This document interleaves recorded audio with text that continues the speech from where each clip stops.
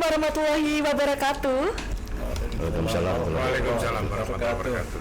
Apa kabar pemirsa hari ini? Senang sekali rasanya setelah beberapa waktu kita bisa bertemu kembali di episode terbaru podcast Sahabat Bina Marga Dinas PU Bina Marga Provinsi Jawa Timur. Tentunya hari ini kembali lagi bersama saya Stefani Imelda. Dan hari ini saya akan mengajak pemirsa seperti biasa akan berdiskusi tentang topik yang menarik untuk dibahas. Dan hari ini topik yang akan kita bahas adalah rangka antisipasi umur rencana jalan provinsi yang sebagian besar umur rencananya telah habis sekitar 70%. Pemirsa, tenang saja, hari ini sudah kita datangkan narasumber-narasumber yang berkompeten dan siap untuk menjawab berbagai pertanyaan. Dan pastinya saya akan mengucapkan selamat datang terlebih dahulu untuk Komisi D DPRD Provinsi Jawa Timur. Yang pertama saya ucapkan selamat datang untuk Pak Edi Paripurna. Selamat sore, Assalamualaikum warahmatullahi wabarakatuh. Oke, bagaimana Bapak kabarnya hari ini? Alhamdulillah, sangat sehat selalu. Sangat sehat. Karena ada Pak dari Bapak dari Baik, Pak Edi Paripurna merupakan Wakil Ketua Komisi D DPRD Provinsi Jawa Timur dari PDIP Dapil Pasuruan Probolinggo. Dan selanjutnya saya akan menyapa Bapak Muhammad Azhari. Selamat sore Bapak. Selamat sore. Assalamualaikum warahmatullahi wabarakatuh. Waalaikumsalam. Beliau merupakan Wakil Ketua dari Komisi D DPRD Provinsi Jawa Timur dari Partai Nasdem. Betul begitu ya Bapak ya? Yeah. Selanjutnya kita akan beralih akan menyapa Pak Hedi Dediansyah. Selamat sore. Selamat sore Mbak. Biasanya, biasanya namanya keliru ini. Cak Dedi harusnya ya. Nama lengkapnya itu Hadi Dediansyah. Pak Hadi Dediansyah. Nah, panggilan akrabnya Cak Dedi. Panggilan akrabnya Cak Dedi. Dari Dapil 1 loh. Dapil 1. Kelihatan ya kalau udah Cak ini pasti dari dari Surabaya. Beliau dari Gerindra Dapil Surabaya. Boleh disapa dulu Bapak pemirsa yang sedang menonton? Oh ya, tentunya selamat sore. Assalamualaikum warahmatullahi wabarakatuh. Waalaikumsalam. Kepada seluruh masyarakat Surabaya, kami hadir bersama-sama Komisi D dan pakar dari ITS dalam rangka untuk membahas yang sudah nampak 70% lebih usia jalan raya Jawa Timur itu hampir habis ya. Yes, betul sekali Bapak. Jadi semoga bisa bermanfaat dan bisa untuk mengantisipasi manakala kalau ada jalan yang berlubang itu anggap saja memang belum ditempel. Belum ditempel ya. Yang sudah rata berarti itu jalan perbaikan baru. Oke, baik. Oke, terima kasih Cak Dedi ya. Selanjutnya kita beralih, selamat datang juga untuk Pak Raufik dari Gerindra Dapil Gresik Lamongan. Selamat datang Pak Raufik. Selamat datang. Boleh disapa dulu pemirsa. Assalamualaikum warahmatullahi wabarakatuh. Waalaikumsalam warahmatullahi wabarakatuh. Pemirsa podcast Bina Marga, terutama di Dapil Lamongan Gresik, podcast ini bisa interaktif. Silahkan kalau para relawan, simpatisan dan para pendukung saya dan masyarakat secara umum mau berinteraksi terhadap podcast ini, bisa memberi saran, sanggahan atau memperdebatkan, tidak apa-apa. Saya kira bisa kita lakukan. Terima kasih. Sangat open berarti ya Pak ya. Betul sekali pemirsa ya. Selanjutnya saya juga akan menyapa untuk Pak Martin Hamonangan. Beliau dari PDIP Banyuwangi Situbondo Bondowoso. Selamat datang Pak Martin. Selamat sore, Assalamualaikum warahmatullahi wabarakatuh. Waalaikumsalam warahmatullahi Salam satu jiwa, wabarakatuh. salam satu aspal. Wah, langsung aspal ya. Karena pembahasannya tentang jalan. Baik, terima kasih Pak Martin. Kita juga kedatangan akademisi Teknik Infrastruktur Sipil ITS. Saya akan menyapa Bapak Masus STMT. Selamat sore Bapak. Selamat sore, Assalamualaikum sahabat Bina Marga Jatim. Nggak pakai salam aspal Bapak? Salam satu aspal begitu ya. Baik, terima kasih Bapak-Bapak sudah berkenan untuk menyapa para pemirsa yang sedang menonton. Seperti yang saya sudah katakan tadi, ada topik yaitu membahas tentang rencana umur jalan yang sudah hampir habis 70%. Untuk mengawali perbincangan kita hari ini, mohon izin Bapak, Kita mengetahui pemirsa bahwa jalan merupakan infrastruktur yang memiliki umur rencana. Nah, kalau pemirsa mengikuti beberapa episode podcast kita yang sebelumnya telah dijelaskan bahwa umur rencana jalan sewajarnya adalah 5 sampai 10 tahun. Namun, ternyata setelah saya membaca dari beberapa sumber yang kebetulan dikeluarkan oleh Dinas PU, dari sekitar 2000,98 km jalan provinsi di Jawa Timur, 70%-nya telah melebihi batas umur rencana. Dan itu termasuk dari panjang jalan dalam kota dan juga jalan antara kota. Dan artinya lebih dari separuh jalan provinsi kini menurun dan perlu meningkatkan strukturnya dan kualitasnya. Baik, agar lebih jelas lagi untuk gambaran kita pada awal hari ini, saya akan menanyakan satu pertanyaan kepada Bapak Mahsus, ya. Bapak Mahsus, sebelum kita menjurus pada hal lebih kompleks, bolehkah dijelaskan dulu kepada pemirsa sebenarnya apa faktor-faktor yang membuat jalan-jalan Jawa Timur ini menjadi kurang kokoh dan akhirnya jauh dari umur target begitu, secara singkat? Baik, mungkin terkait dengan umur rencana, setiap jalan didesain dengan umur rencana tertentu. Secara garis besar, jalan itu dibagi menjadi 2 jenis ya. Ada fleksibel dan ada rigid pavement. Nah, jalan fleksibel atau jalan aspal itu biasanya didesain dengan umur rencana 10 tahun. Nah, kalau jalan rigid atau jalan beton biasanya didesain sampai umur 40 tahun. Artinya umur rencana itu setelah 10 tahun umur rencananya habis, jalan itu boleh rusak. Boleh. Ya, boleh rusak. Tapi kalau tidak rusak tentu lebih baik. Nah, karena itu perlu dilakukan penanganan. Nah, biasanya dilakukan dengan penanganan overlay sehingga ya jalan kembali mantap dan ya bisa melayani lalu lintas ya dengan ya aman dan nyaman. Oh, baik. Nah, begitu juga jalan perkerasan kaku. Nah, saya kira itu mungkin poin penting dari umur rencana jalan. Nah, umur rencana jalan itu ketika menjelang habis ya ada tanda-tandanya. Misalnya aspalnya sudah mulai retak-retak, sebagian mengelupas dan lain sebagainya. Maka disitulah ya perlu dilakukan penanganan. Kalau umur rencana tentu karena batas usia, sebagaimana kita ya ketika batas usia sudah mulai kepala 5 atau kepala 6 mungkin ya semangatnya tidak seperti dulu ya powernya tidak lagi strong seperti dulu Pak Asari. Tidak berlaku tapi untuk semangatnya ini ya.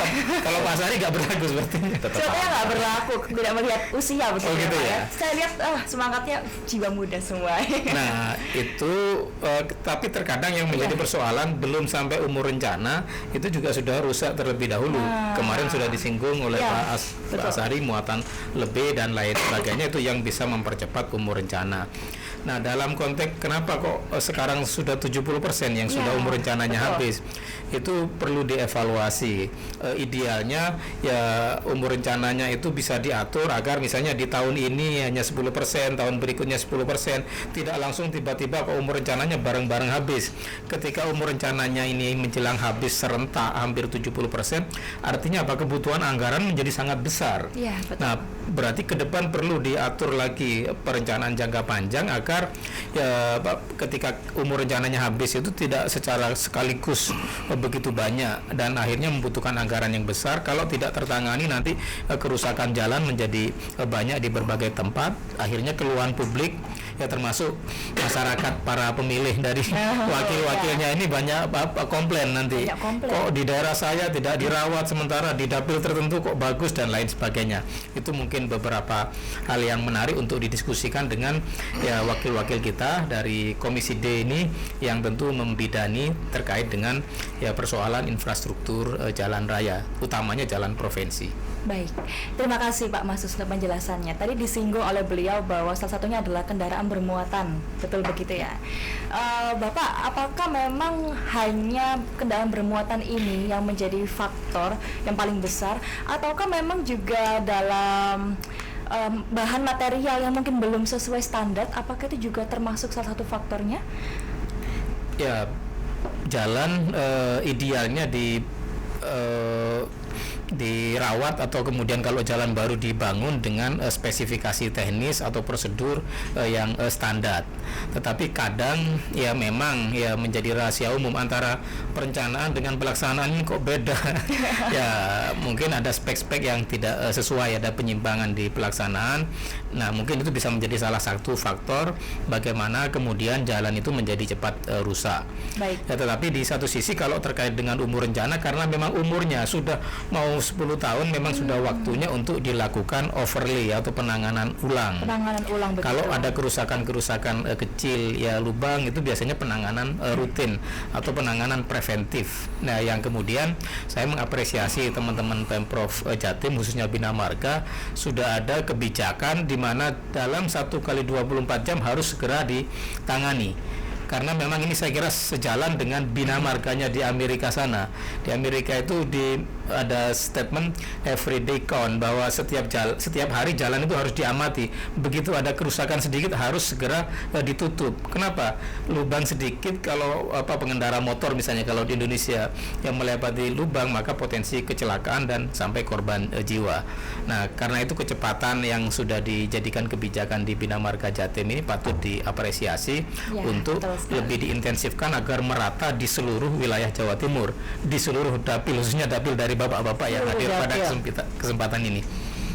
Baik, terima kasih Bapak. Iya, kalau tadi disinggung oleh Pak Masus yaitu tentang ini ya Pak ya, pengamatan, berarti kan pengawasan, dan pastinya pengawasan ini termasuk adalah salah satu hal untuk pemeliharaan. Nah, yang ingin saya tanyakan yaitu tentang pemeliharaan, Pak. Kita kan mengerti bahwa tadi sudah dijelaskan ada beberapa hal tentang pengawasan dan lain sebagainya. Dan pemeliharaan juga dilakukan seperti pemeliharaan rutin, berkala, adapun rehabilitasi dan peningkatan serta pembangunan. Nah, pertanyaan selanjutnya saya akan gelirkan kepada Pak Edi Paripurna. Bapak mengenai pemeliharaan secara rutin, apakah ada regulasi khusus Bapak terkait pemeliharaan jalan ini? Dan biasanya dilakukan kapan atau apakah ada jadwal tertentu begitu? Baik, ya, terima kasih. Sebelum kita bicara masalah pemeliharaan jalan, ya memang kalau kita bicara masalah infrastruktur jalan, ini ada beberapa faktor yang harus kita sampaikan. Jalan itu akan bisa terawat, bisa manfaat sampai berapa tahun. Yang pertama faktor kultur tanahnya. Terus yang kedua bagaimana jalan itu bisa terawat dan bisa bermanfaat terus menerus, tergantung kendaraan yang lewat sana. Seperti yang beberapa hari yang lalu kita melakukan diskusi. Seperti siang ini, kita ini serba sulit antara pemerintah provinsi dengan pihak-pihak yang terkait, terutama masalah kendaraan yang bermuatan lebih atau odol. Betul. Ini kan nggak ada aturannya ini yang sulit. Sebaik apapun jalan yang kita lakukan, yang kita perbaiki, selama jalan tersebut masih dikendarai oleh kendaraan yang melebihi ketentuan atau melebihi muatan, kita nggak bisa bicara masalah bagaimana jalan itu jelek atau baik. Itu tergantung pemakaian jalan tersebut. Nah, banyak faktor sebetulnya tadi sudah disampaikan oleh Pak Bos terkait bagaimana produk jalan itu sendiri. Ya itu sudah bukan suatu rahasia lagi. Nah, tentunya hal ini bisa terrealisasi, bisa sesuai dengan keinginan pemerintah provinsi, terutama masalah Bina Marga, bagaimana jalan itu bisa baik. Ya tugas kita sebagai anggota DPR, sebagai pengawasan harus bisa memantau sana. Dan selama ini saya sebagai anggota DPR, khususnya di daerah pemilihan Pasuruan Probolinggo, yang namanya jalan provinsi, alhamdulillah tidak pernah ada persoalan, tidak ada masalah. Karena tidak dibangun. Sudah dibangun. Sudah dibangun. Malah nggak tiap tahun dibangun. Nah, persoalan di situ. Baik. Nah, berarti kualitas pekerjanya luar biasa. Mantap. Ada yang jalan provinsi yang untuk ke wisata memang tidak dilewati jalan berat, kendaraan besar, tapi masih terawat. Ada yang di wilayah Pantura, jalan provinsi, walaupun banyak kendaraan besar atau yang melebihi kapasitas, ya masih bagus.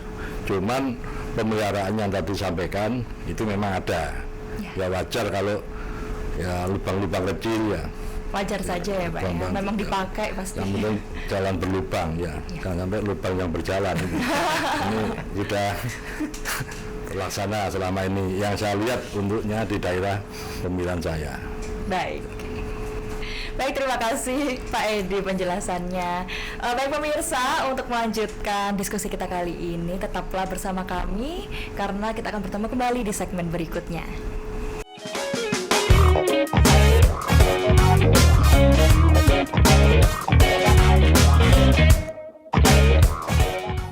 Terima kasih pemirsa, tetap setia bersama kami. Baik, bersama-sama kita akan melanjutkan diskusi kita hari ini.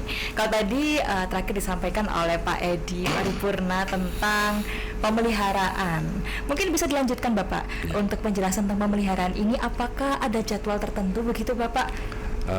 Baik, mengenai pemeliharaan memang setiap anggaran dari Bina Marga selalu mengajukan. Baik. Karena yang ditangani ini kan bukan satu wilayah, beberapa daerah di Jawa Timur. Betul. Nah tentunya kondisi jalan provinsi yang ada di beberapa daerah tidak akan sama dengan daerah yang lain. Jadi rutinitas pemeliharaan, perawatan jalan itu pasti. Jadi itu hal yang biasa bagi kita. Baik. Karena barang sering dilewati terus ya otomatis ya, nggak mungkin akan bertahan saat mereka sudah terbangun jalannya. Itu tetap harus kita lakukan itu. Oh, baik. Jadi tidak ada alasan kita menolak, karena namanya daripada kita membangun baru, lebih baik kita memelihara bagaimana jalan itu bisa bertahan. Baik Bapak, menanggapi berarti pemeliharaan tuh seperti yang Pak Masus tadi sampaikan ya, tentang menambal begitu Betul, ya. ya. Oh baik. Yang sifatnya insidentil lah, yang Insidentil. sifatnya tidak terlalu banyak biaya yang harus kita keluarkan. Dikeluarkan. Setiap tahun awal maupun perubahan anggaran mesti ada kalimat di situ, biaya pemeliharaan dan perawatan. Biaya pemeliharaan perawatan. Baik, terima kasih ya Pak Edi Paripurna untuk penyampaiannya. Tadi menarik kalau Pak Edi mengatakan tentang efisiensi dana juga ya Pak ya. Betul. Terkait dengan pemeliharaan, seperti yang juga dijelaskan oleh Pak Masus tadi. Nah ini ada saya menemukan Bapak satu pernyataan. Saya mendapatkan informasi dari kutipan wawancara. Kebetulan ini disampaikan oleh Kepala Dinas PU Bina Marga. Beliau mengatakan, yakni tiada hari tanpa menambal jalan, karena hanya itu yang kini bisa kita lakukan. Nah, yang saya penasaran di sini, kalau menurut Bapak Azari, kira-kira hal tersebut dengan menambah jalan terus-menerus, dengan pemeliharaan terus-menerus, apakah hal tersebut lebih efektif dan bisa mengefisiensi dana daripada di awal ketika pembangunan itu materialnya ditingkatkan kualitasnya? Kira-kira lebih baik yang mana Bapak? Oke, terima kasih Pak Stefani. Tadi artinya tadi sudah dijelaskan dengan Pak Masus dan Pak Edi. Jadi kalau Pak Kadis itu menyampaikan tiada hari tanpa tambal sulam, Ya. itu keterkaitannya dengan jalan provinsi yang memang tingkat lubangnya sangat sedikit di situ, agar tidak melebar. Nah, itu penyampaian dari Pak Kadis tadi. Jadi perlu disampaikan. Itu terkait dengan pendanaan juga ya. Terus yang terpenting begini Pak. Jadi apa disampaikan bapak-bapak tadi itu adalah saya mencontohkan di dapil saya itu di Madura itu dari 4 kabupaten hanya 1 kabupaten Bangkalan yang sampai saat ini tidak ada jalan provinsinya. Oh iya. Ya. Terus kami selaku anggota Komisi D mencontohkan di Sampang. Di Sampang itu ada 2 jalan provinsi, dari kota menuju Katapang, terus dari kota menuju Ompen. Saya menyampaikan kalau kita agar umur rencana itu tetap sesuai dengan apa disampaikan 5-10 tahun, harus pembangunan bersamaan. Maka kami Komisi D itu selalu menyampaikan jika ini jalan akan dibangun, maka terbentuk adalah drainase pun juga harus kita bangun. Karena kalau drainase tidak dibangun, hanya membangun jalannya saja, maka drainase nanti ini sudah airnya jika hujan lari kepada pengaspalan jalan, dan disitulah terjadi terkelupasnya aspal, sehingga umur rencana itu tadi adalah di bawah standar yang kita sampaikan 5-10 tahun. Itu satu. Yang kedua, ditambah lagi dengan odol tadi, overdimensi dan ya. overload. Jika dalam satu jalan itu, baik kabupaten, provinsi atau pusat lah, drainase yang jelek dan berjalan kepada aspal, dan saat itu odol masuk, maka itu kerusakan tambah parah. Jadi saya selaku Komisi D ini selalu melihat apabila Provinsi Bina Marga itu ingin membangun jalan, maka di situ harus connect dengan Cipta Karya, harus kita bangun drainasenya. Karena kalau Bina Marga, Bu Stefani, itu hanya membangun jalan dan jembatan yang miliknya provinsi, sementara yang drainase ada di PU Cipta Karya. Maka di situ selalu saya baca dengan teman-teman yang ada ini, bagaimana nanti ini dibangunnya di tahun yang sama.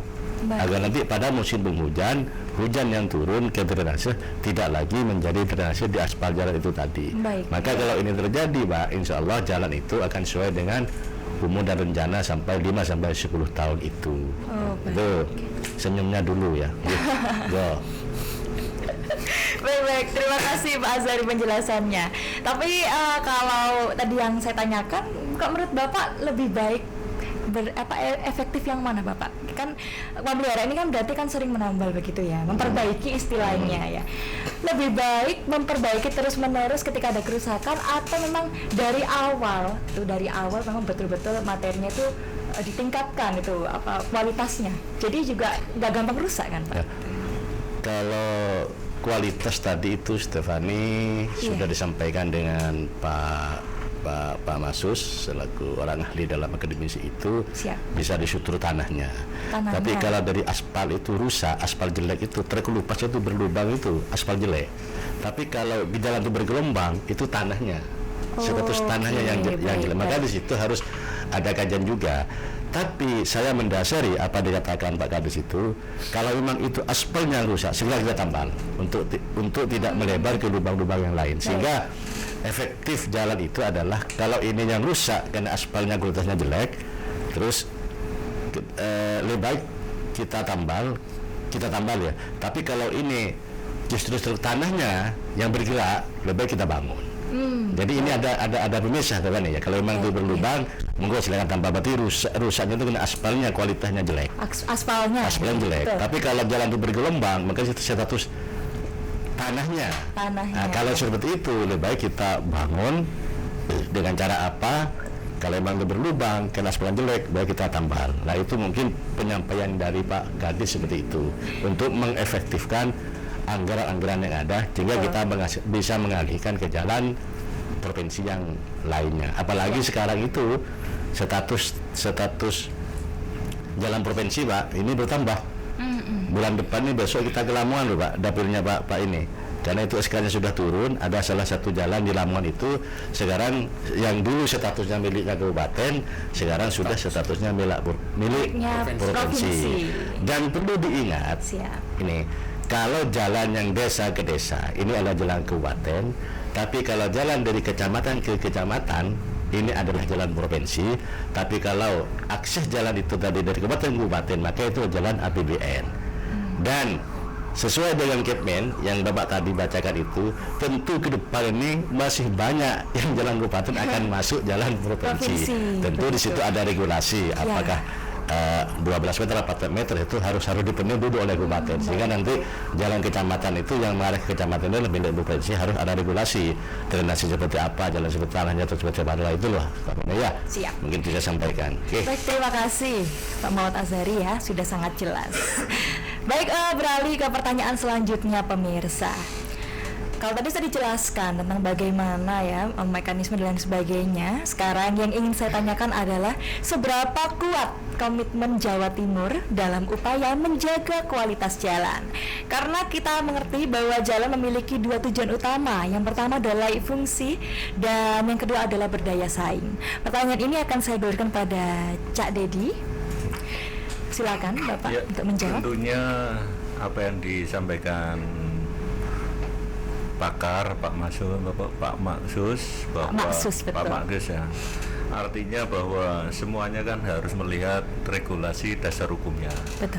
Yang pertama adalah Undang-Undang Nomor 38 ya Pak Mas ya, 2024. kemudian tentang masalah jalan, kemudian PP-nya, peraturan pemerintahnya nomor 38 2006. Rentetan peristiwanya itu karena apa? Di situ muncullah yang namanya kalkulasi jalan. Di PP maupun undang-undangnya ada klasifikasi 5 tingkatan, Pak Mas ya.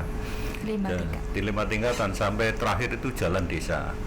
Nah, di sini masalah kualitas pembangunan jalan tentunya ya harus melihat situasinya apa, bahwa kan tidak semuanya pengaspalan itu harus dengan HRS semua atau dengan hot mix semua, atau mungkin juga dengan penetrasi.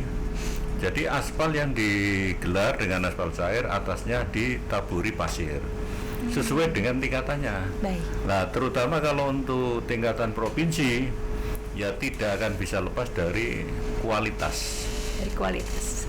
Artinya karena provinsi ini kan sebagai penyangga jalan tingkat nasional. Kalau di sub itu, kalau kendaraannya dianggap sebagai feedernya Pak maksudnya. Iya. Nah, ini juga feeder karena apa? Penopang. Artinya kalau sudah masuk jalan kelas 1 nasional, nah tentunya di situ harus ada ya semacam memfungsikan timbangan. Nah, karena apa? Ini tidak bisa lepas dari kontrol. Karena kalau dilepas asal ini kualitas, tapi nyatanya ya tonase dari kendaraan yang melintas itu menjadi ukuran juga. Nah, di sini dibutuhkan bahwa kualitas jalan tingkat 1 maupun tingkat 2 provinsi tentunya harus disesuaikan dengan kualitas. Karena kalau bicara masalah kerusakan, ya sejauh mana, artinya sejauh mana dari luasan volume tingkat kerusakan.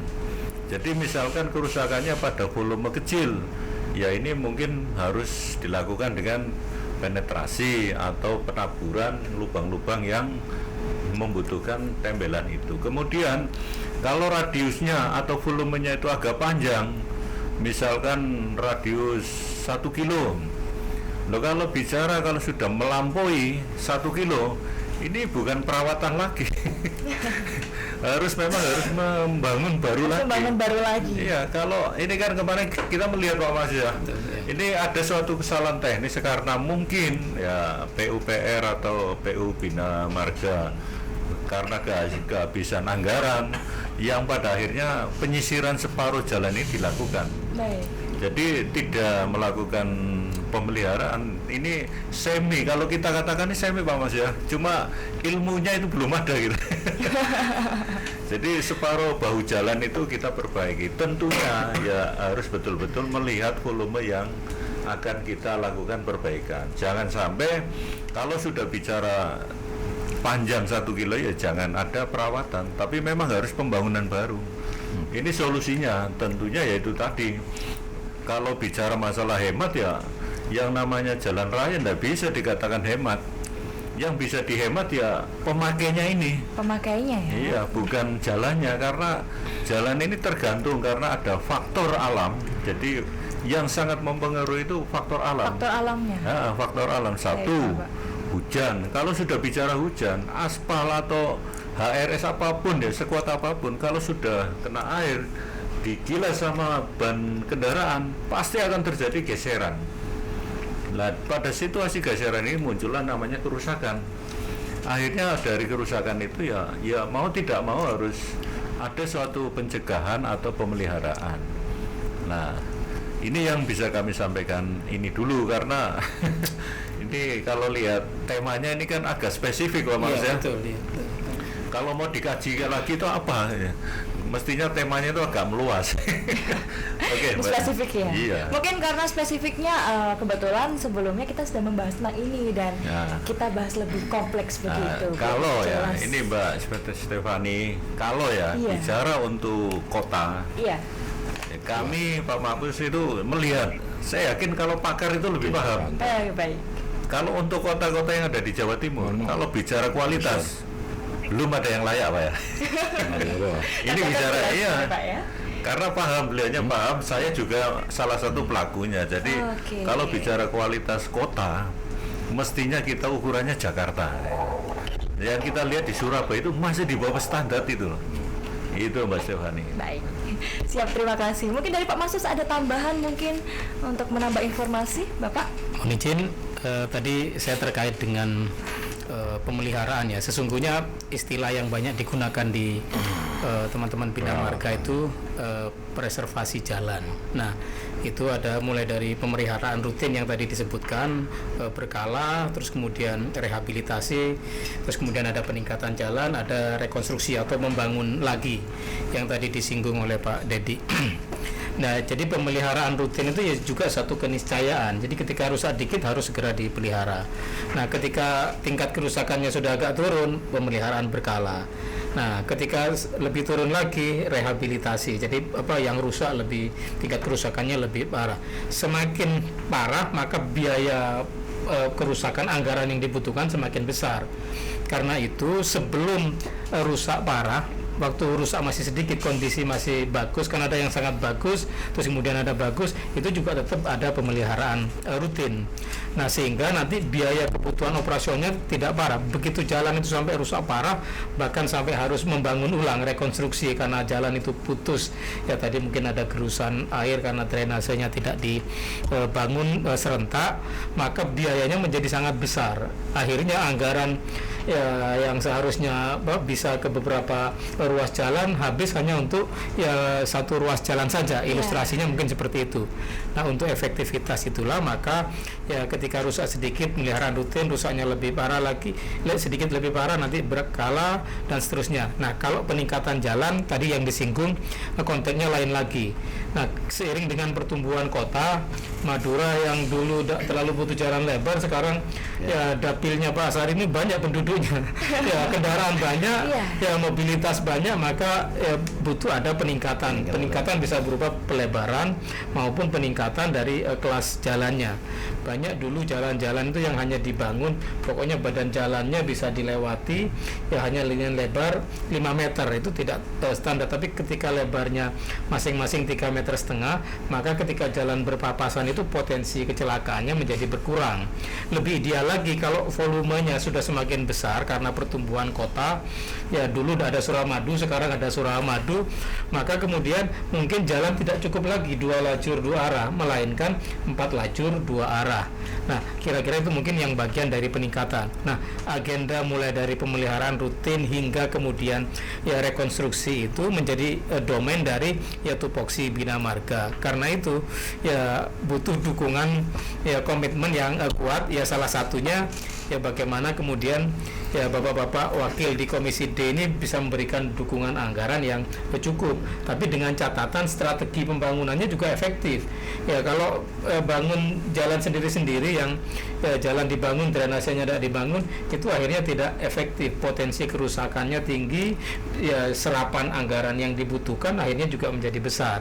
Nah, integrasi itulah yang mungkin patut ya dicermati oleh anggota dewan, diawasi ya agar kemudian proses pembangunan ini memang ya sesuai dengan kaidah-kaidah ya pembangunan jalan yang harus ya serentak ya agar kemudian potensi kerusakannya menjadi minimal sehingga anggaran yang dibutuhkan ya minimal akhirnya bisa dialokasikan untuk pengembangan jalan-jalan baru. Mungkin begitu, Mbak Fani. Terima kasih, sangat jelas penjelasan dari Pak Masus ya, ini menambah untuk pengetahuan kita terkait apa yang tadi disampaikan oleh Cak Dedi. Baik pemirsa, kalau masih penasaran bagaimana kelanjutan dari diskusi kita kali ini, tetaplah bersama kami dan kita akan bertemu kembali di segmen berikutnya.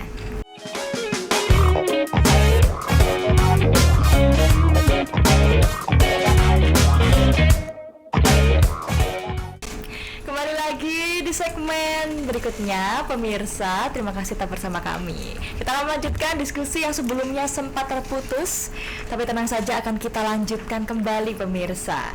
Baik, kalau tadi terakhir sudah dijelaskan oleh Pak Masus dengan sangat kompleks. Nah, saat ini kita akan membahasnya lebih kompleks lagi, pemirsa. Dan pertanyaan ini akan saya gulirkan kepada Pak Raufik. Pak Raufik, kira-kira seberapa kita akan mengetahui ya, tadi sudah dijelaskan bahwa transportasi bermuatan besar itu kan juga salah satunya termasuk transportasi logistik, begitu kayak Pak ya. Lalu seberapa besar sebetulnya sumbangsi jalan dalam menjaga daya beli masyarakat melalui transportasi logistik ini, Bapak? Ya, Tapi sebelum saya menjawab ke soal itu, saya akan mendudukkan persoalan soal Bina Marga dalam konteks pembangunan ya. Pembangunan terlebih dahulu. Siap Bapak, Jadi, silakan. kalau Bina Marga ini masuk di dalam term urusan pemerintahan wajib terkait dengan pelayanan dasar. Jadi posisi Bina Marga, urusan Bina Marga, urusan jalan itu harus wajib dikerjakan oleh pemerintah. Siapapun, bisa pemerintah pusat, provinsi maupun kabupaten kota. Karena ini urusan wajib terkait dengan pelayanan dasar. Oleh karena itu tadi sebetulnya menarik pertanyaan yang tadi. Yang sebelumnya Seberapa besar komitmen Jawa Timur di dalam membangun jalan, mempertahankan ketahanan jalan terkait dengan fungsi dan lain sebagainya tadi. Boleh Bapak dijawab terlebih dahulu. Tapi itu kan sudah lewat. Tidak apa-apa Bapak sebagai Tapi tambahan. ini gini, Oh, iya. saya teruskan dulu konteks yang disampaikan oleh Stefani tadi. Siap, Jadi Bapak. karena posisi jalan adalah menjadi urusan wajib pemerintahan terkait dengan pelayanan dasar, maka ini sebetulnya satu rumpun dengan urusan pendidikan dan kesehatan. Baik. Oleh karena itu pemerintah dimanapun levelnya, bisa pusat, bisa provinsi, bisa kabupaten kota, itu ya jalan ini harus diurusi dengan sungguh-sungguh karena ini menjadi urusan wajib yang ini menjadi kebutuhan dasar masyarakat. Nah, kalau kita bicara jalan provinsi yang itu menjadi kewenangan pemerintah provinsi Jawa Timur. Pemerintah provinsi Jawa Timur kalau terkait dengan komitmen itu kan sama saja dengan berapa tanggung jawab sih pemerintah provinsi ini untuk ngurusi jalan kan. Betul begitu. sekali Bapak. Tanggung jawabnya itu dijawab dengan anggaran, dengan uang. Anggaran sebagai Iya. jawabannya ya. Jadi karena memang APBD kita terbatas dan kemampuan kita juga tidak terlalu besar begitu. Jadi kalau kita lihat di dokumen APBD 2023, Bina Marga ini membelanjakan alokasi anggaran 1 triliun 24 miliar lah sekitar itulah. Itu untuk ngurusi jalan di Jawa Timur. Ngurusi jalan di Jawa Timur dengan seperti apa?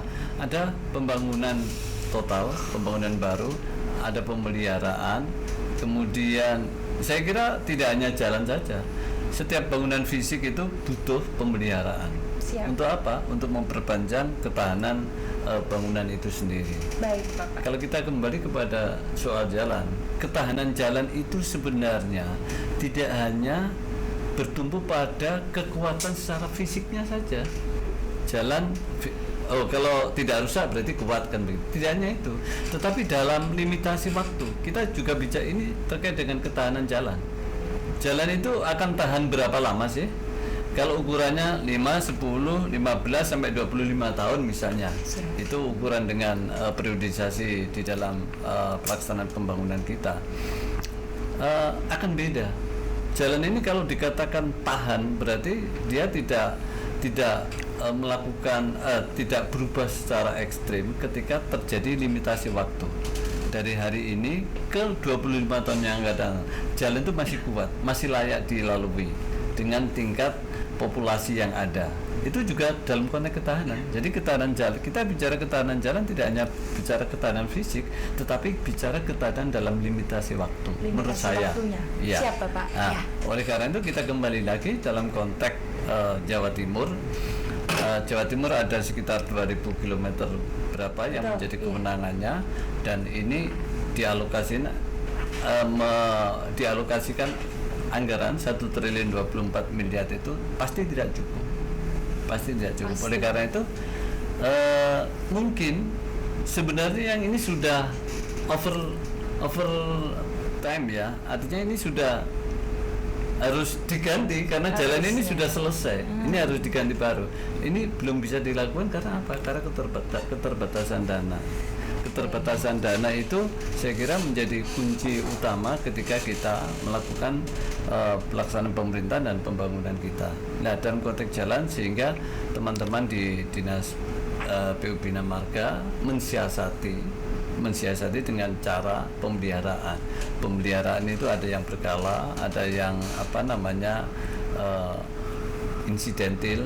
Insidentil ini bisa saja pakai istilah misalnya reaksi cepat, misalnya begitu ada jalan rusak langsung diperbaiki, itu adalah insidental. Tetapi kalau pemeliharaan berkala, saya kira itu ada alokasi anggarannya, kemudian ada stratanya, ada kelasnya, jalannya seperti apa yang kemudian harus ditangani secara berkala. Tetapi kita melihat, kalau pertanyaan tadi sedikit saja, komitmen Jawa Timur, ya komitmennya itu dijawab dengan uang. Ada uang 1 triliun 24 miliar di dalam 1 tahun ini, kemudian dipakai oleh teman-teman PU Bina Marga untuk melakukan pemeliharaan jalan, untuk membangun jalan baru sesuai kemampuan. Dan ini saya kira juga bisa kita diskusikan lebih lanjut lah dalam berbagai perspektif ya, karena ini trennya ini kan banyak peralihan status dari jalan kabupaten diberikan provinsi, dari jalan pemerintah pusat, dari jalan pusat diberikan kepada pemerintah provinsi dan sebagainya. Dan ini memiliki konsekuensi dan tanggung jawab di dalam penganggaran. Kita anggota dewan bicaranya anggaran. Jadi anggaran itu bagaimana kita mengawasi. Kalau soal teknis, bicara teknis sekali soal pembangunan jalan, itu sudah kita serahkan lah kepada teman-teman dinas yang ilmunya di sana lah. Ini tanah bergerak harus dibangun dengan jalan model apa, kalau tanahnya tidak bergerak dibangun dengan model apa, dan materialnya seperti apa, standarisasinya seperti apa, dengan teknologi seperti apa. Saya kira itu kewenangannya teman-teman dinas lah. Saya kira itu mereka sudah menjadi pelaku tidak hanya dari hari ke hari, tapi dari tahun ke tahun dan dari puluhan tahun kan teman-teman dinas. Dan itu tentu ada kajian mengikuti perkembangan zaman yang saya kira juga bersinergi dengan kajian-kajian dari akademisi.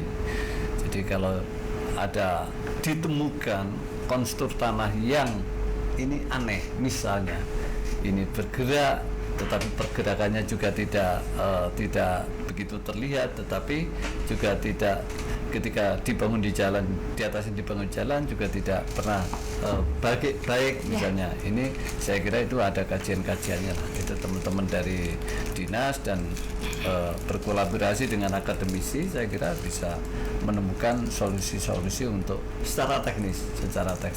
Saya secara teknis tidak menguasai karena saya anggota dewan, jadi saya fokus saja pada pada alokasi anggaran.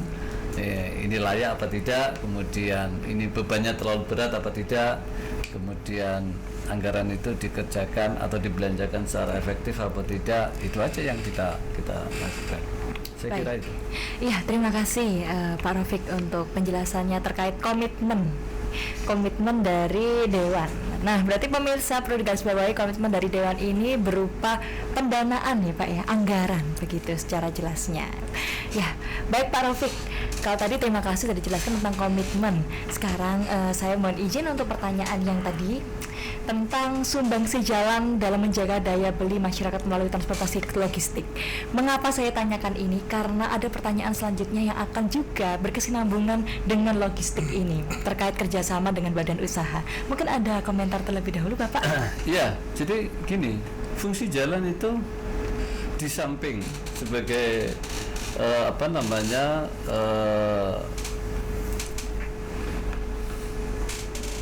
perlintasan orang, juga perlintasan kendaraan itu bisa mengangkut barang, bisa mengangkut orang dan lain sebagainya.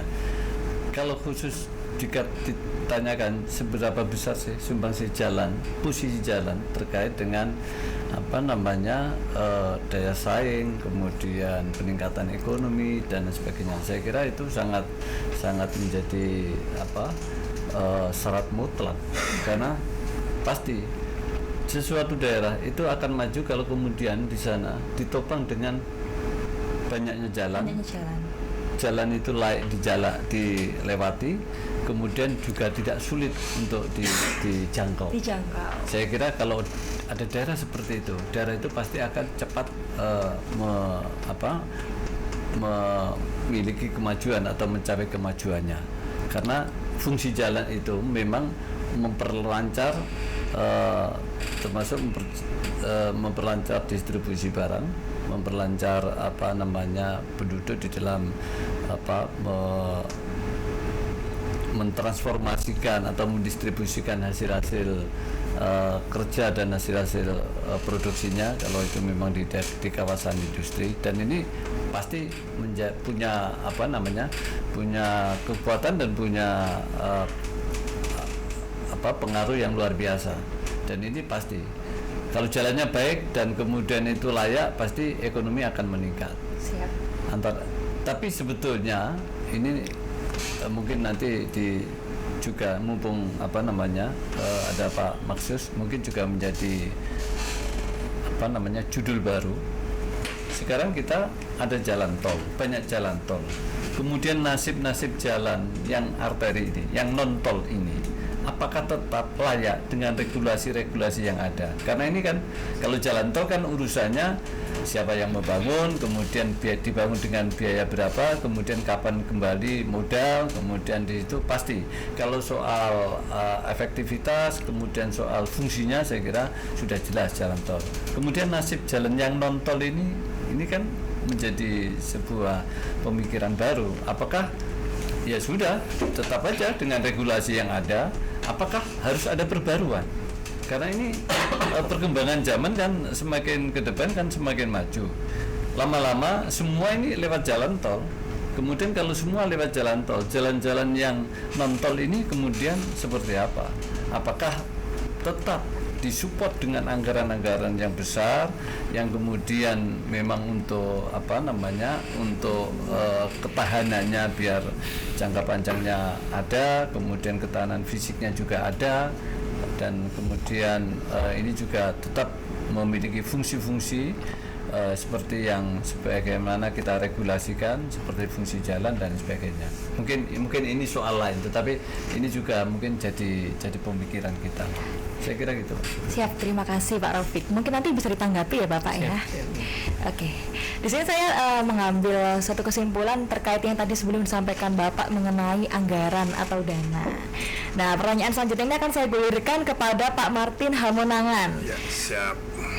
Bapak, mengenai dana ya, apakah menurut Bapak memungkinkan dilakukannya pendanaan alternatif jalan melalui KPBU? Kerjasama pemerintah dan badan usaha di Jawa Timur. Mengingat arah pendanaan infrastruktur publik kedepannya kan diharapkan melalui skema KPBU, Bapak. Ya. Bagaimana pendapat Bapak? Silahkan. Saya pikir sangat mungkin dan sangat terbuka sekali ya. Ini juga sudah dijalankan oleh pemerintah pusat. Hampir kita ketahui jalan tol yang ada itu bekerja sama dengan perusahaan-perusahaan swasta. Kalau kita lihat jalan tol Waru Solo itu punyanya Astra. Hampir semuanya, Pak. Hampir semuanya.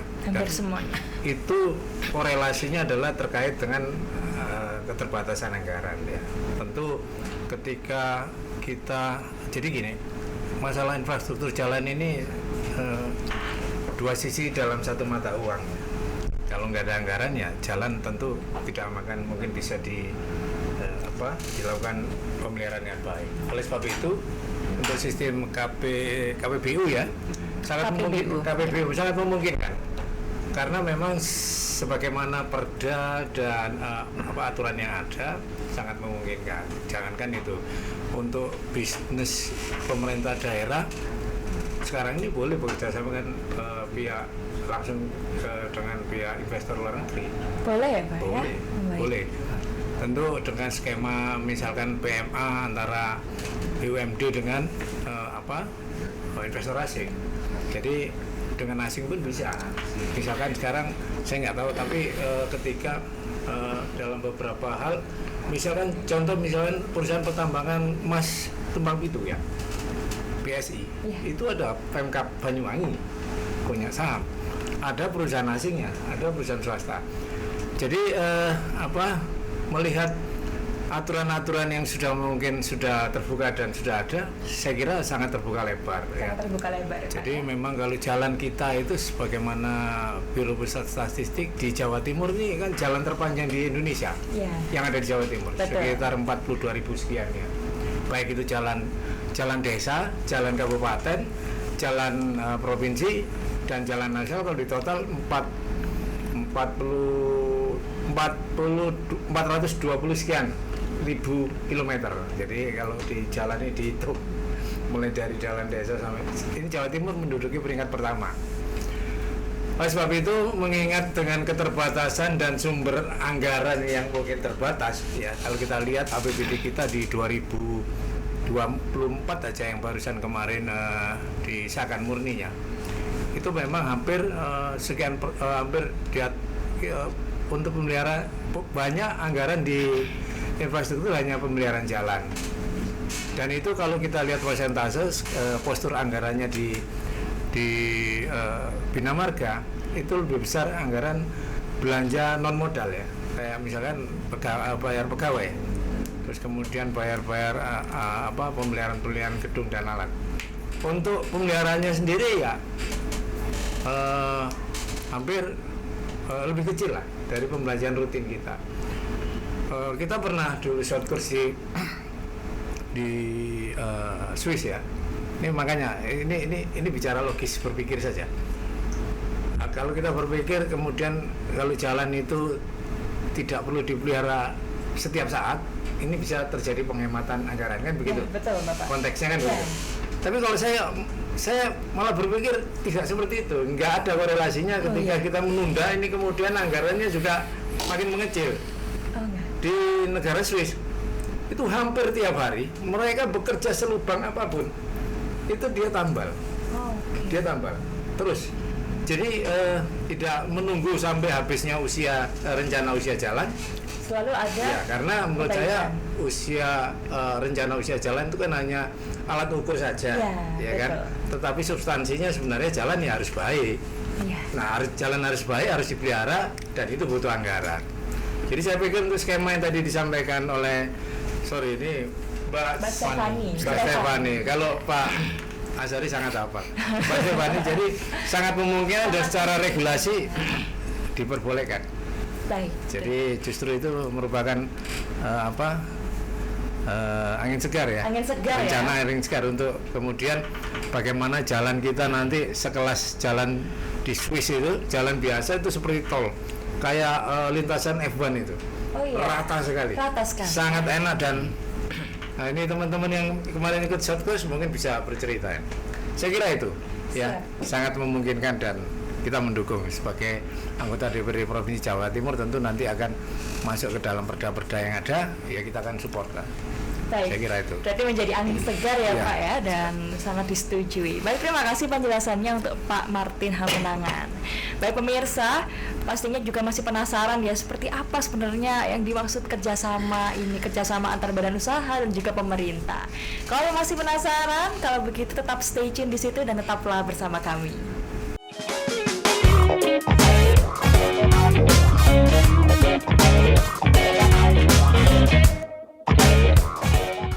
Terima kasih pemirsa, tetap setia bersama kami. Kita akan melanjutkan sesuai janji saya tadi tentang bagaimana kerjasama pemerintah dan badan usaha yang sempat disinggung oleh Pak Martin tadi ya. Selanjutnya saya juga ingin mengetahui tentang pendapat dari Pak Edi. Pak Edi, kalau tadi sudah dijelaskan oleh Pak Martin tentang KPBU, kalau menurut Bapak, apakah juga sepakat akan menjadi angin segar juga untuk pemerintah? Silahkan Bapak. Baik, tentunya pemerintah daerah pasti membutuhkan anggaran, baik itu provinsi maupun daerah, terutama kepada pemerintah pusat. Ya. Kalau keterkaitan dengan kerjasama dengan badan usaha atau swasta, itu memang perlu ada sinergitas. Ya. Seperti tadi yang disinggung oleh Pak Martin, terutama pembangunan jalan tol. Itu kan hampir swasta semua itu yang dilakukan karena jalan berbayar ya.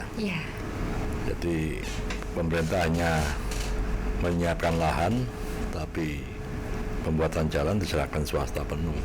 Baik. Nah, itu memang perlu ada kerjasama yang baik. Untuk daerah memang agak sulit. Katakan Provinsi Jawa Timur punya BUMD. Nah, apakah BUMD ini menghasilkan sesuatu yang dikerjakan?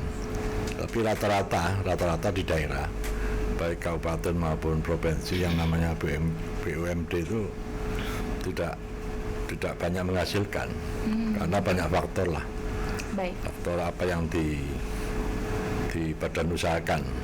Nah, tentunya ini harapan dari kami di DPRD, bagaimana konsekuensi dari pemerintah provinsi dengan anggaran yang didapatkan setiap tahunnya, dan tidak pendapatan asli daerah itu perlu digenjot untuk bisa menambah APBD Provinsi Jawa Timur. Di samping bantuan dari pemerintah pusat yang namanya anggaran dana alokasi khusus, dana alokasi umum, itu memang perlu pemerataan pembangunan jalan di daerah, karena provinsi ini kan hanya menangani jalan-jalan milik provinsi, sedangkan kabupaten kadang-kadang membutuhkan anggaran. Nah, alhamdulillah selama ini kami di DPR ini juga diberikan peluang oleh pemerintah provinsi untuk bisa membantu terutama jalan-jalan desa, membantu pembangunan jalan-jalan desa, karena ini anggaran provinsi. Nah, disitulah bisa memberikan keringanan pada suatu daerah, yang mana kabupaten kota ini tugasnya adalah membangun jalan-jalan desa. Dengan ada anggota dewan yang ada di Provinsi Jawa Timur ini, diberikan kesempatan untuk bisa mengusulkan kepada provinsi, dan tidak anggaran yang nanti dikerjakan ini bisa manfaat untuk daerah. Itu aja. Terima kasih tambahannya untuk Pak Edi ya. Semakin jelas bahwa memang kerjasama ini dibutuhkan, begitu ya. Oke, mungkin kita beralih dulu dari KPBU yang sudah saya tanyakan tadi. Kali ini kita akan kembali pada pertanyaan yang seperti tadi disinggung oleh Pak Raufik mengenai bagaimana nasib jalan tol yang sering digunakan begitu ya oleh kendaraan, dan bagaimana kepada jalan-jalan yang tidak harusnya dilewati, begitu betul ya Pak? Bisa saya luruskan biar nggak. Kita akan ya betul, silakan Bapak. Jadi begini, biar tidak salah paham para pemirsa ya. Jadi jalan itu sekarang ada jalan tol. Yeah. Jalan tol itu sudah business to business. Yes. Artinya di situ ada pemerintah, ada regulasi, ada pelaku bisnis. Jalan tol pasti orientasinya adalah keuntungan, kembali modal. Yeah. Di samping di balik itu ada pelayanan ya, ada keuntungan pelayanan. Tapi karena ini jalan tol sebagai unit bisnis, maka orientasinya adalah keuntungan. Itu berdiri sendiri. Yang kemudian itu juga punya fungsi pelayanan, fungsi mempercepat kontribusi atau distribusi terhadap orang, barang, dan lain sebagainya. Kemudian ada lain, pada sisi yang lain ada jalan arteri, ada jalan biasa, jalan yang tidak berbayar, baik jalan kabupaten kota, jalan provinsi maupun jalan pusat, pemerintah pusat. Ini kan perkembangan berikutnya. Apakah misalnya begini, jalan tol itu kalau pengusahanya sudah balik modal, apakah dia rela kemudian ini digratiskan, kemudian statusnya berubah? Itu kalau itu dilakukan, ini kan apapun ini kan juga aset negara. Tanahnya kan aset negara. Ya, betul. Tetapi fungsi dan kemudian menjadi dibangun seperti itu, kemudian punya fungsi ekonomi, punya fungsi sosial, punya fungsi bisnis dan sebagainya. Itu kan implikasi dari pembangunan itu. Ini jadi bukan maksudnya wacana yang atau perspektif yang akan kita kembangkan ke depan, misalnya apakah perlu kita membicarakan soal jalan, status jalan, kemudian juga implikasinya di situ adalah soal penganggarannya terkait dengan perkembangan yang ada. Misalnya ini ada jalan tol. Sekarang kan semua orang pergi, orang yang katakanlah kelas menengah ya, yang bawah sampai menengah itu tidak terlalu bawah. Itu kalau pergi kan sudah lewat jalan tol, karena dia ngejar waktu dan lain sebagainya. Padahal ini kan juga berbayar. Iya, betul. Jadi ini nanti mungkin Pak Mahsus lah yang bisa mengeksplorasi pemikiran-pemikiran terkait dengan posisi dua jalan yang berstatus yang berbeda itu maksud saya. Mungkin boleh Bapak Mahsus beri tanggapi secara singkat. Terima kasih. Barangkali menarik apa yang disampaikan oleh Pak Rofi ya bahwa ada jalan berbayar, ada jalan tidak berbayar. Itu semua sesungguhnya dilihat dalam perspektif bagaimana kinerja jaringan jalan itu bisa berfungsi optimal. Nah, berfungsi optimal ditandai ketika kemudian tingkat kemacetan di jalan itu semakin berkurang. Nah, karena itu sesungguhnya bahwa memang ada jalan tol, ada jalan non-tol, itu sesuatu yang berbeda. Ya, tetapi sesuatu yang berbeda kan tidak harus diposisikan face-to-face ya, tapi harus disinergikan, dikawinkan bahasanya Pak Asari gitu ya. Sehingga semuanya bisa berfungsi optimal. Nah, dalam konteks ini sesungguhnya saya melihat keberhasilan pemerintah sesungguhnya bukan diukur dari seberapa banyak jalan tol itu, karena itu banyak dilibatkan peran besar dari investasi dengan skema KPBU atau yang lain ya, yang kemudian pemerintah dalam hal ini lebih banyak berfungsi sebagai regulator, memberikan izin bagaimana koridor itu dibangun jalan tol. Justru yang paling substansi keberhasilan pemerintah terkait dengan pembangunan infrastruktur ini ketika jalan non tol itu dirawat, dibangun ya, yang kualitasnya mungkin bisa mendekati kualitas jalan tol. Nah, justru disinilah sesungguhnya daya saing ekonomi ini akan semakin bagus bila mobilitas pergerakan angkutan barang ya atau angkutan penumpang juga melalui jalan non tol itu tetap banyak, karena kalau pakai jalan tol kita melihat tarifnya ya, kalau kendaraan biasa sekian apalagi kendaraan berat itu cukup tinggi, dan itu akhirnya kan berpengaruh terhadap HPP dari produk yang dijual. Karena itu daya saing kita kalah dengan negara-negara di ASEAN. Nah, kalau nanti ya ini berkembang ya, maka bagaimana ukuran keberhasilan ketika ya daya saing ekonomi kita semakin bagus, yang diukur dari cost transportasi kita semakin rendah. Oleh karena itu saya lebih bersepakat bahwa ya pemerintah harus tetap memberikan keberpihakan untuk merawat jalan non tol ini, apalagi jalan non tol yang ada arteri maupun kolektor itu juga masih banyak yang tidak memenuhi standar ideal ya, sehingga akhirnya terjadi kemacetan karena memang belum ideal ya, belum lebarnya masih kurang, bau jalannya masih juga kadang sebagian tidak ada ya, terus kemudian drainasenya juga demikian. Seandainya ya profil jalan non tol itu ya ideal, maka saya kira dengan adanya jalan tol ini nanti akan menimbulkan keseimbangan baru. Kalau orang yang menengah ke atas, ya mohon maaf, orang yang kaya dan memang waktu mereka sangat berharga agar cepat sampai, ya dia pilih jalan tol dan memang harus berbayar. Tapi masyarakat umum yang menjadi mayoritas rakyat Indonesia itu ya idealnya memang lewat jalan non tol, sehingga dia tidak ada beban ekonomi yang lebih ya, karena idealnya per orang itu cost transportasi itu ya yang ideal bagaimana dalam satu bulan itu tidak melebihi sampai 10% gaji ya. Kalau ya bekerjanya jauh, cost transportasi tiap bulannya melebihi 1% gaji, artinya tidak ada inefisiensi di ya jaringan jalan yang sekarang ada ini.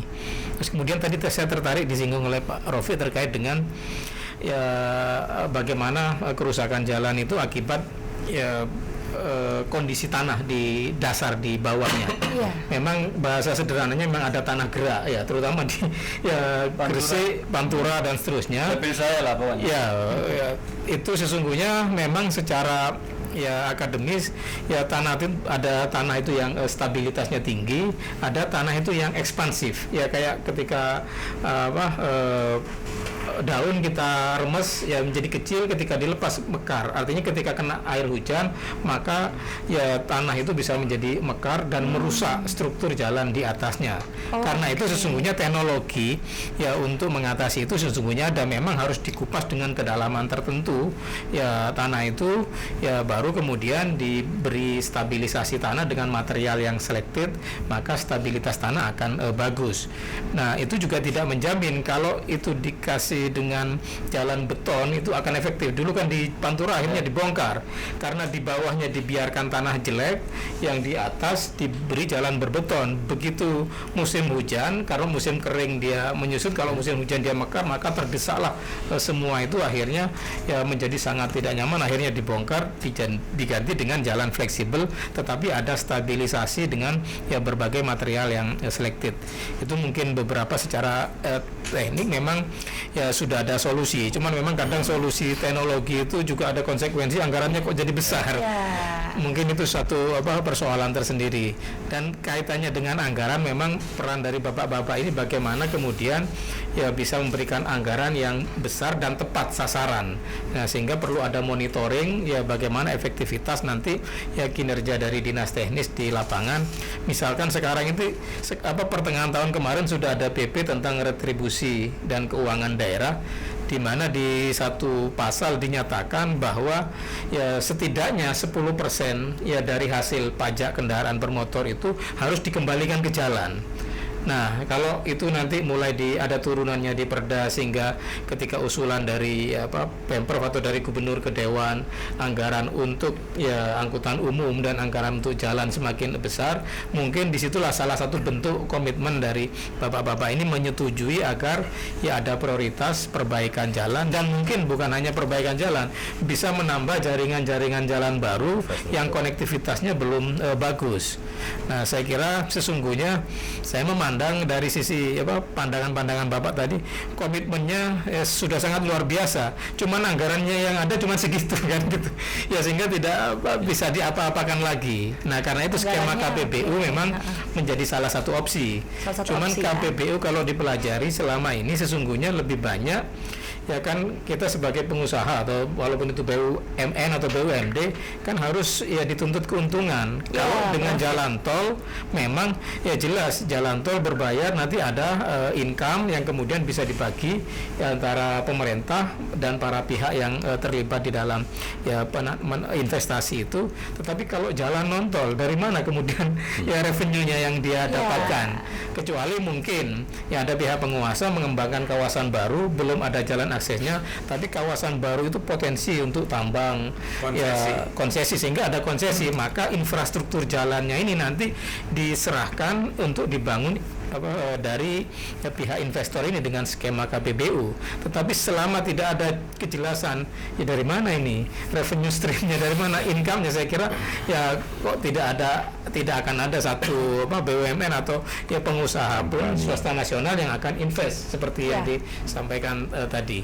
Jadi ya ke depan memang ruang hukum harus dibuka, tinggal bagaimana kemudian nanti ada simbiosis, ada kolaborasi yang saling menguntungkan antara pihak ketiga, swasta nasional atau BUMN atau pengusaha lainnya dengan pemerintah.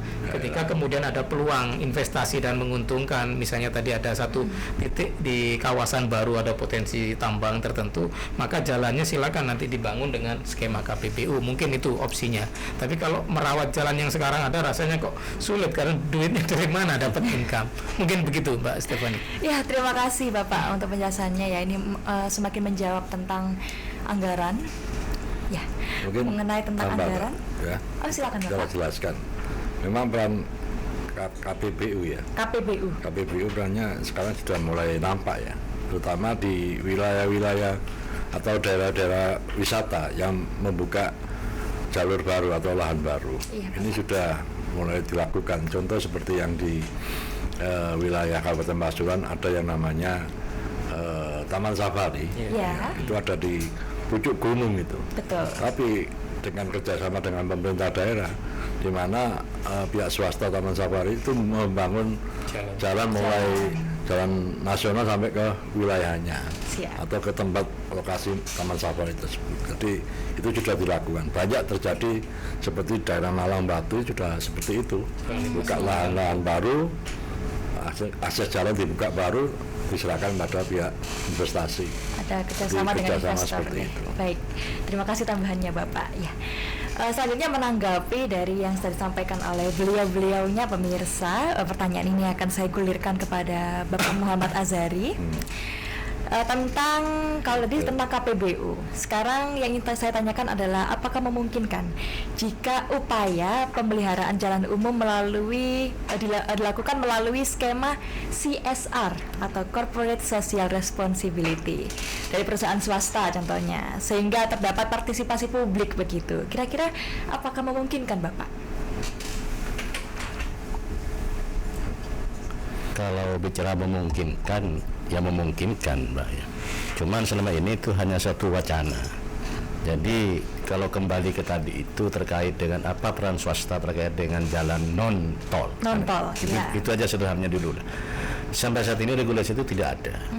Bahkan yang kemarin saya berikan contoh Komisi D itu di salah satu waduk di Nganjuk. Waduk di Nganjuk itu, Pak, aksesnya di sana jalan provinsi.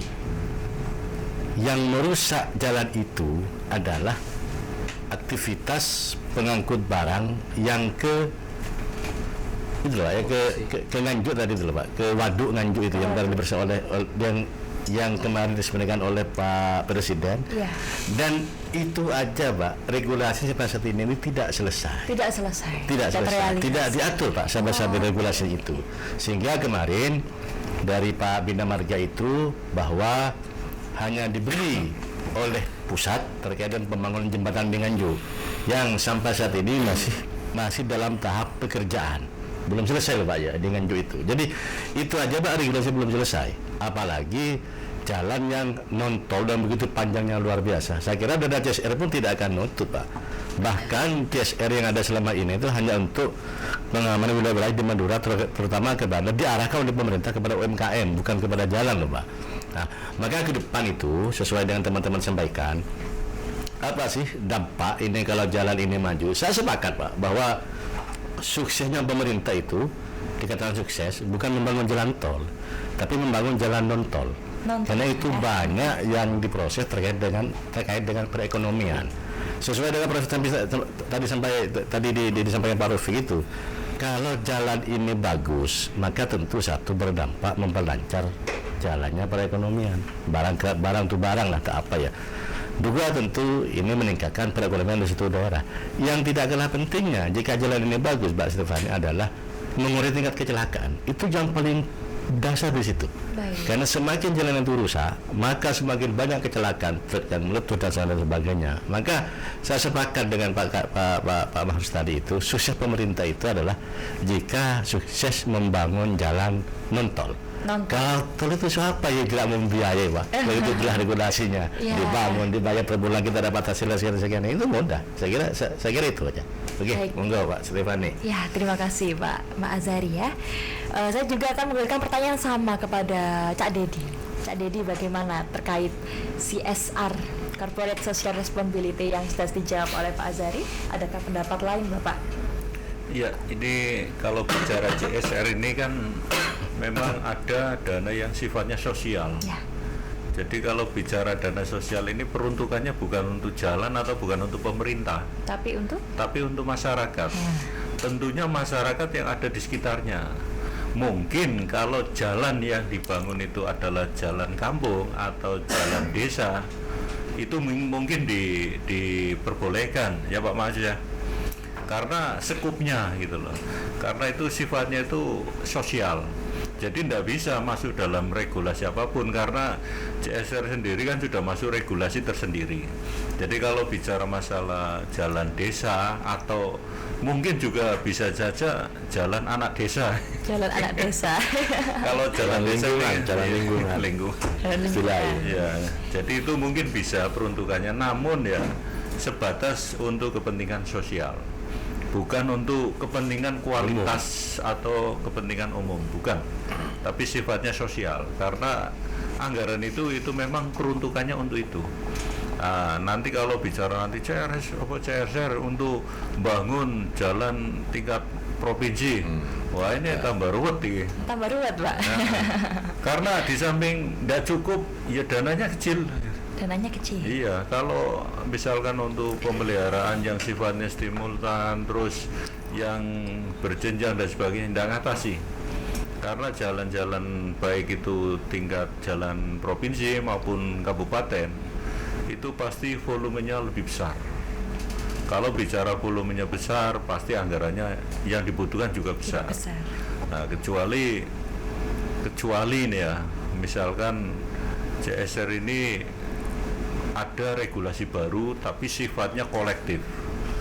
Tapi ya siapa yang buat regulasi ini? Sampai sekarang belum ada. Belum ada. Iya, jadi tidak bisa dipaksakan. Tidak bisa dipaksakan. Ya.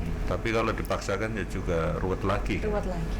Iya. Jadi CSR itu umumnya berlaku untuk perusahaan-perusahaan yang ada di lingkungan itu. Tentunya masyarakat sekitar minta program pembangunan melalui CSR itu. Untuk lingkungan sendiri. Untuk lingkungan sendiri ya, jadi Pak ya. tidak ada CSR dari perusahaan dibuat bangun jalan provinsi, nggak ada itu. Kecuali hasil cukai secara nasional. Nah itu bisa untuk infrastruktur, tergantung daerah mana yang prioritas untuk dibutuhkan. Iya. Pertanyaan yang terakhir untuk Pak Martin. Pertanyaannya sama Bapak mengenai CSR ini. Kalau dari Bapak bagaimana? Iya, mungkin ini ada kalau proses kita bisnis. bicara CSR ini kan secara regulasi sebenarnya nggak ada masalah kalau itu kemudian bisa dikolabkan atau disinergikan dengan terkait dengan jalan. Karena ini sudah terjadi di Pasuruan itu CSR-nya perusahaan rokok itu untuk jalan desa, ya kan, sehingga dari sisi regulasi dan kebijakan pemerintah daerah is oke, nggak ada masalah. Ya kan, jadi persoalannya sekarang ini kadang-kadang yang terjadi perusahaan-perusahaan besar itu CSR-nya banyak jeruk makan jeruk. Jadi begini. Bagaimana itu, Pak? Jeruk makan jeruk itu CSR-nya itu diberikan kepada anak grup dan lain sebagainya atau yayasan-yayasan yang dia bentuk sendiri. Iya. Saya sudah mengalami banyak urusan CSR ini ketika ya saya termasuk yang pelaku lah. Bukan pelaku, saya diminta kuasa hukum. Saya waktu jadi kuasa hukumnya Semen Gresik. CSR-nya kan bermiliar-miliar itu. Jadi Semen Gresik itu ingin CSR-nya tidak keluar, maka minta konsultasi, maka dibentuklah sebuah founding yayasan. Baik. Sehingga semua CSR-nya akhirnya itu saya sampaikan tadi, jeruk makan jeruk. Jadi masih di in group aja. Sehingga paling ya kalau CSR. Jadi maksud saya adalah bahwa sebenarnya ini sudah dipikirkan lama. Bagaimana CSR ini Ada main ini. Nah, kalau di perusahaan BUMN itu kan ada namanya PKBL ya. PKBL itu bagaimana ada aturan sekian persen dari dividen harus diserahkan dalam bentuk PKBL.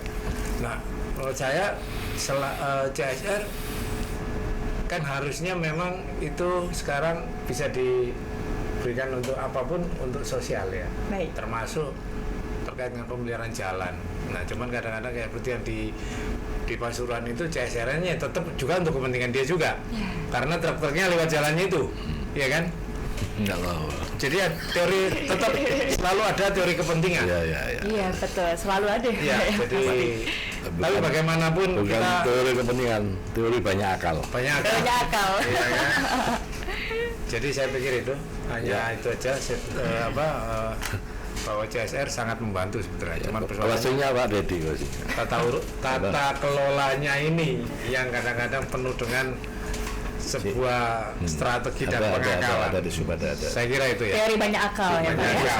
Oke, baik. Kita ini orang paham semua. Belum selesai. Saya kira itu. Siap. Terima kasih. Ini adalah teori banyak akal kata Pak Martin ya.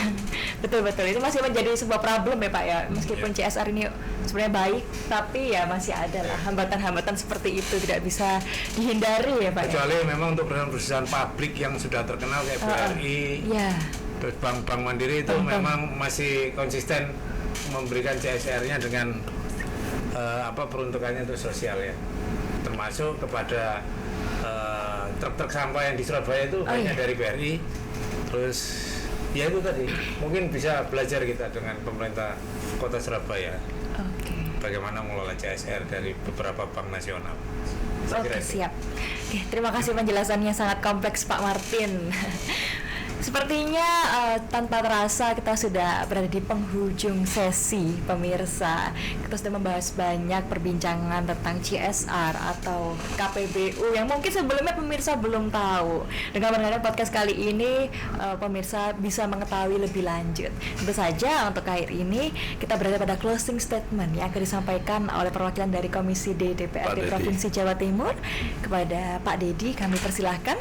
Ya, saya sebenarnya berkeinginan, tapi yang ada yang lebih kepentingan lagi Pak Edi. Begitu ya? Ya, Pak Edi Pak saja. Edi Ya. atau Pak Dedi? Pak Edi saja. Silakan. Paripurna. Silakan Pak Edi. Karena namanya paripurna. Ya. Baik, Bapak Ibu sekalian, tentunya dari hasil kita berdiskusi masalah jalan yang ada di Provinsi Jawa Timur, tadi sudah kita bahas bersama. Alhamdulillah ada titik temu yang bisa kita rangkum pada sore hari ini. Kita berbicara masalah bagaimana peran pemerintah provinsi terhadap jalan yang dilakukan selama ini. Terus yang kedua, bagaimana fungsi dengan adanya jalan tol yang dikerjasamakan antara pemerintah dengan swasta. Dan tadi terakhir kita bicara masalah CSR. Nah, tentunya ini adalah bagaimana manfaat dari semua lembaga atau pemerintah daerah dengan pihak swasta ini akhirnya memberikan manfaat bagi kita semua. Dan tentunya kita yang ada di Komisi D selaku Komisi Pembangunan yang berkaitan dengan mitra kerja kita dalam hal ini Bina Marga. Alhamdulillah selama ini kita bermitra tidak mengalami sesuatu hal yang sangat krusial, tapi tentunya kerjasama sebagai mitra antara legislatif dan eksekutif alhamdulillah selama ini bisa berjalan dengan baik. Alhamdulillah. Itu aja. Ya, terima kasih. Baik, terima kasih Pak Edi untuk closing statementnya. Berarti sudah dirangkum dengan jelas tentang apa yang kita diskusikan hari ini pemirsa. Dan jangan lupa apabila pemirsa menemukan suatu hambatan mungkin atau membutuhkan bantuan dari Dinas PU Bina Marga, bisa melalui call center by WhatsApp di 0821 3000 8099. Saya ulangi, bisa di 0821 3000 8099. Dan tentu saja kami mengucapkan terima kasih yang sebesar-besarnya kepada narasumber yang telah berkenan untuk berdiskusi bersama.